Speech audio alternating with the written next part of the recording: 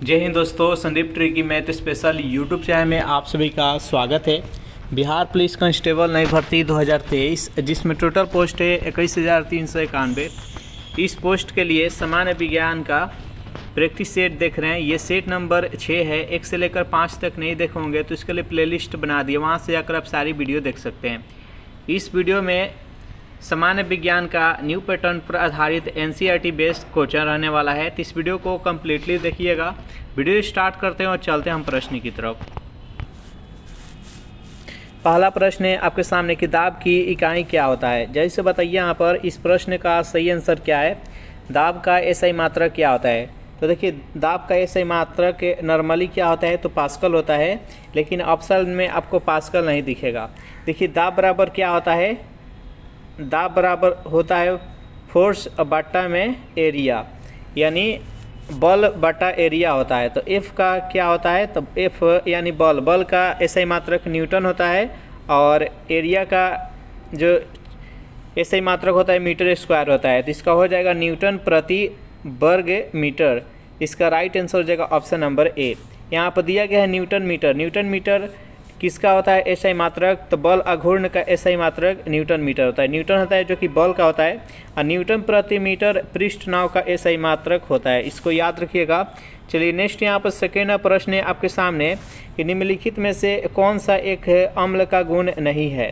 पहला पॉइंट है कि अम्ल का स्वाद खट्टा होता है, जो कि सही है। दूसरा यहाँ पर दिया अम्ल का स्वाद कड़वा होता है, जो कि गलत है।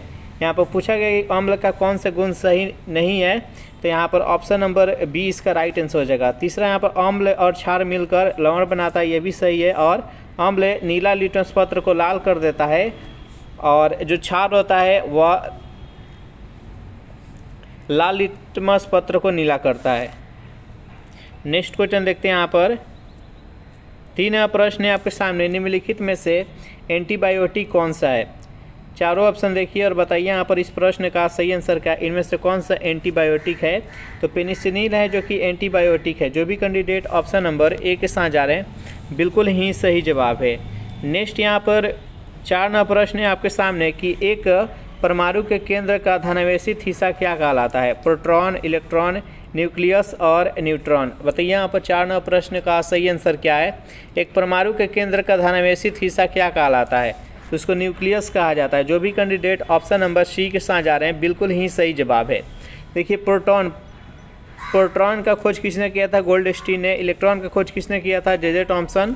और न्यूक्लियस का खोज किसने, रदरफोर्ड। और न्यूट्रॉन का खोज जेम्स चैडविक। इसको याद रखिएगा। परमाणु के नाभिक में प्रोटॉन तथा न्यूट्रॉन होता है, और इसके चारों तरफ इलेक्ट्रॉन चक्कर लगाता है।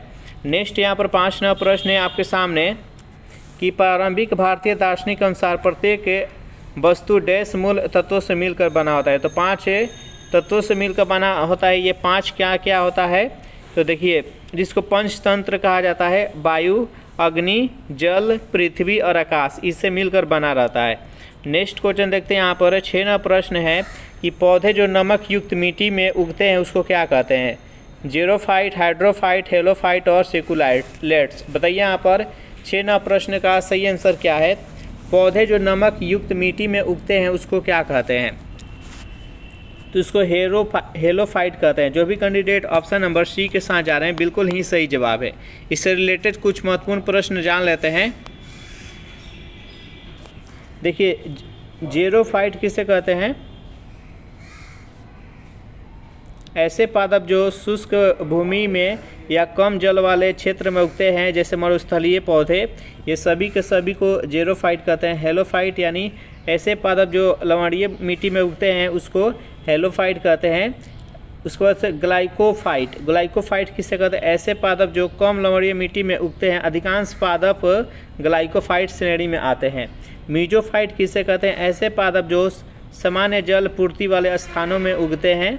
उसके बाद हाइड्रोफाइट, ऐसे पादप जो जल में उगते हैं उसको हाइड्रोफाइट कहते हैं। और सेक्युलेंट किसे कहते हैं, तो ऐसे पादप होते हैं जिनका कोई भाग साधारण से अधिक मोटा हो जाता है या मांस वाला हो जाता है, इसे गुदेदार पादप भी कहते हैं। चलिए नेक्स्ट क्वेश्चन देखते हैं। यहाँ पर सेशन आप लोग को अच्छा लग रहा है तो वीडियो को लाइक कर दीजिए, अपने दोस्तों के पास शेयर कर दीजिए। और जो भी कैंडिडेट अभी तक इस चैनल को सब्सक्राइब नहीं किए होंगे तो चैनल को जल्दी से सब्सक्राइब कर लीजिए। 7वां प्रश्न है कि स्वाद का पता लगाने के लिए अभिग्राहक को क्या कहते हैं। जैसे बताइए यहाँ पर इस प्रश्न का सही आंसर क्या है। जो स्वाद का पता लगाता है उस अभिग्राहक को क्या कहते हैं, तो उसको रसवेदी अभिग्राहक कहते हैं। इसका राइट आंसर है option number A. Next question देखते हैं यहाँ पर 8वां प्रश्न है कि जेनेटिक्स से निम्न में से किसका अध्ययन है।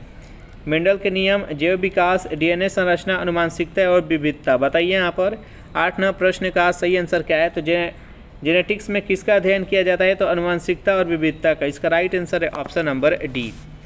अगर इस सेशन का आपको पीडीएफ चाहिए तो उसके लिए टेलीग्राम ग्रुप बना दिए, जिसका लिंक इसी वीडियो के नीचे डिस्क्रिप्शन में मिल जाएगा। वहाँ से ज्वाइन करके इसका पीडीएफ डाउनलोड कर सकते हैं। 9वां प्रश्न है कि एक ठोस का सीधे गैस में परिवर्तन को क्या कहते हैं। संघनन, वाष्पन, उबालना और ऊर्ध्वपातन। बताइए यहाँ पर 9वां प्रश्न का सही आंसर क्या है। एक ठोस को सीधे गैस में परिवर्तन को क्या कहते हैं, तो उसको ऊर्ध्वपातन कहते हैं। जो भी कैंडिडेट ऑप्शन नंबर डी के साथ जा रहे हैं बिल्कुल ही सही जवाब है। उदाहरण के तौर पर कपूर हो गया, नौसादर हो गया, नेप्थलीन हो गया, ये सभी के सभी ऊर्ध्वपातन होने वाला पदार्थ है। 10वां प्रश्न कि एम कक्ष में अधिकतम कितने इलेक्ट्रॉन शामिल होते हैं। जल्दी से बताइए यहाँ पर इस प्रश्न का सही आंसर क्या है। देखिए यहाँ पर देखिए जो के होता है, के कक्षा में सेल की संख्या 1 होता है, एल में 2 होता है, एम में 3 होता है और एन में 4 होता है। यहाँ से पहले इसको सॉल्व कर लेते हैं। पहला जो कोष होता है उसमें एन की संख्या 1 होता है, दूसरा कोष में एन की संख्या 2 होता है, तीसरा जो कोष होता है उसमें एम होता है और एम में एन की संख्या 3 होता है और चौथा में कोष में एन की संख्या 4 होता है। इसके लिए मैक्सिमम इलेक्ट्रॉन्स की संख्या ज्ञात करने के लिए इसके लिए फार्मूला होता है 2n²। और यहाँ n के जगह पर जैसे यहाँ पर पूछा गया है कि m कक्ष में इलेक्ट्रॉनों की संख्या कितना होगा, तो n के जगह पर हम यहाँ पर 3 रखेंगे, क्योंकि यहाँ पर देख सकते हैं यहाँ पर 3 है तो 3 रखेंगे तो कितना हो जाएगा 2 × 3 के स्क्वायर, तो 2 × 3 का 9 यानी 18 हो जाएगा। तो इस प्रश्न का आंसर हो जाएगा कितना 18।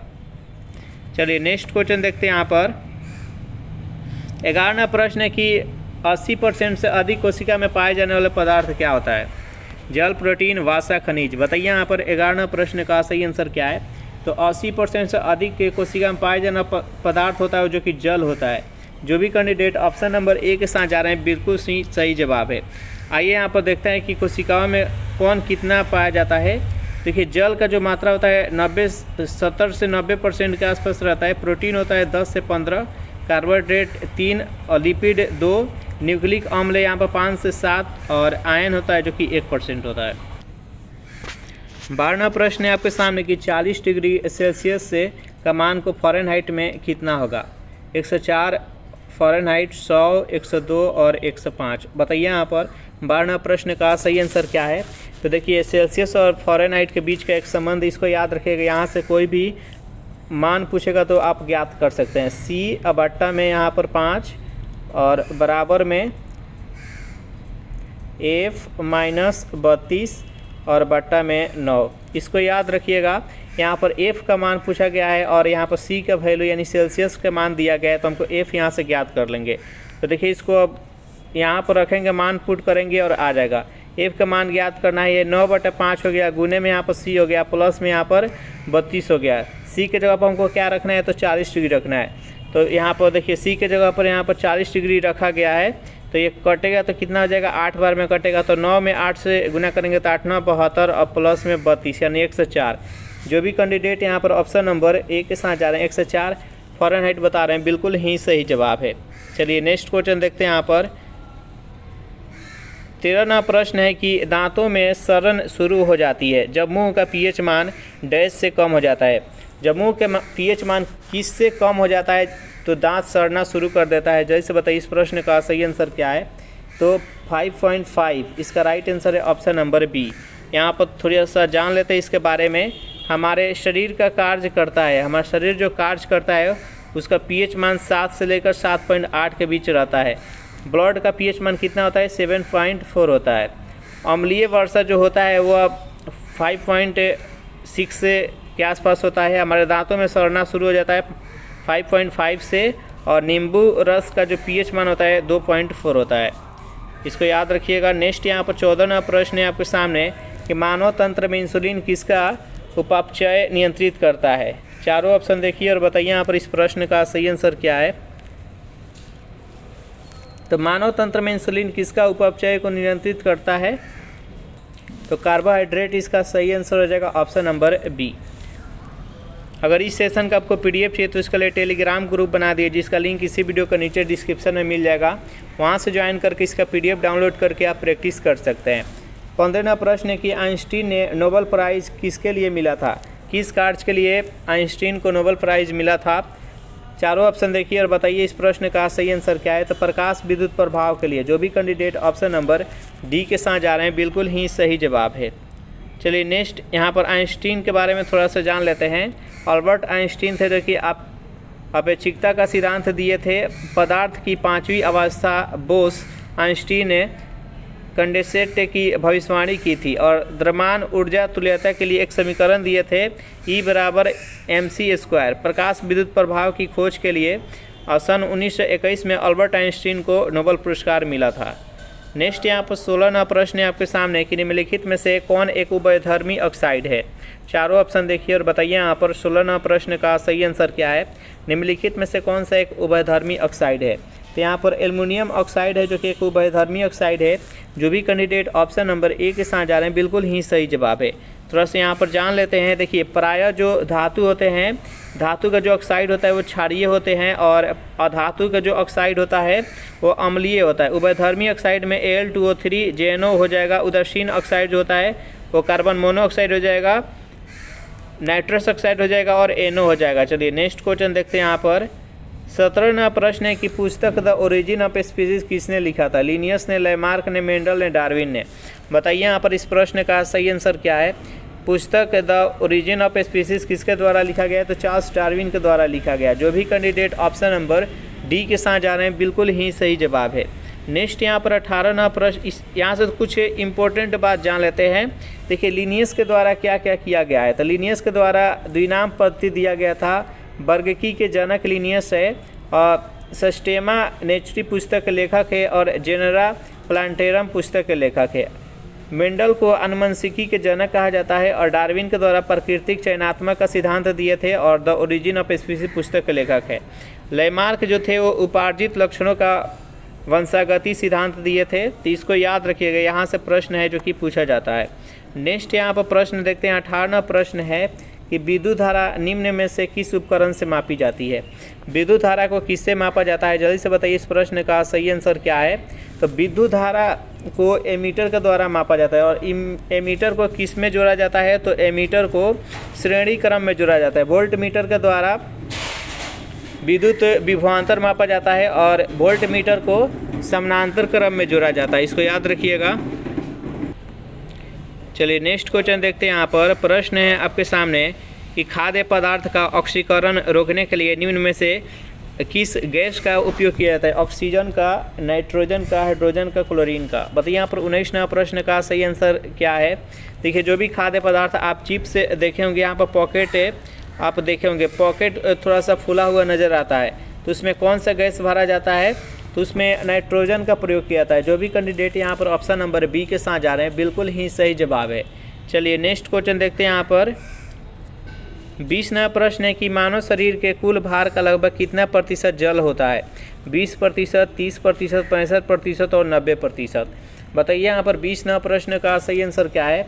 मानव शरीर के कुल भार का लगभग कितना भाग होता है जो कि जल होता है, तो 65% होता है। जो भी कैंडिडेट ऑप्शन नंबर सी के साथ जा रहे हैं बिल्कुल ही सही जवाब है।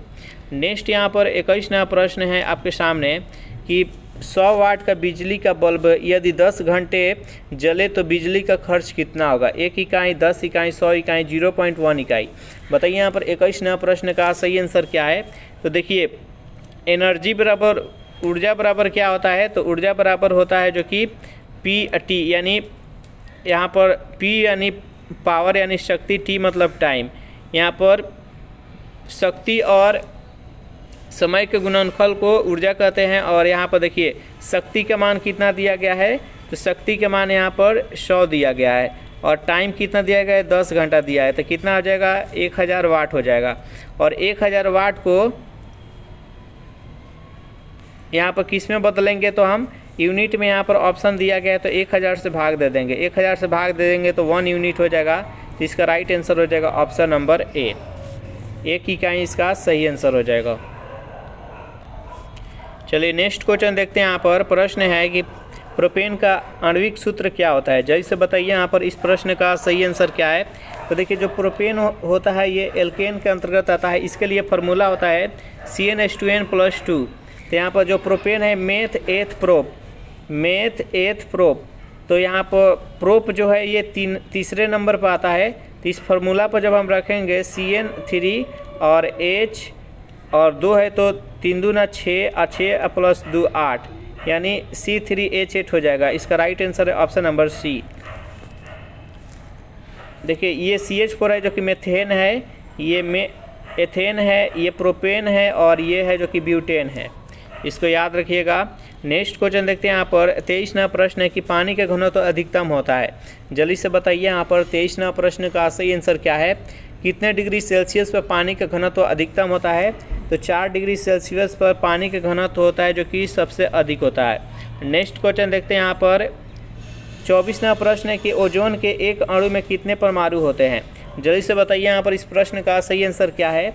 ओजोन के एक अणु में कितने परमाणु होता है। देखिए ओजोन का सूत्र क्या होता है, तो O3 होता है।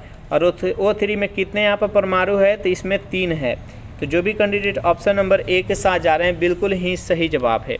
चलिए नेक्स्ट क्वेश्चन देखते हैं। यहाँ पर 25वां प्रश्न है आपके सामने कि निम्नलिखित में से कौन सी अदिश राशि है, जल्दी से बताइए इस प्रश्न का सही आंसर क्या है।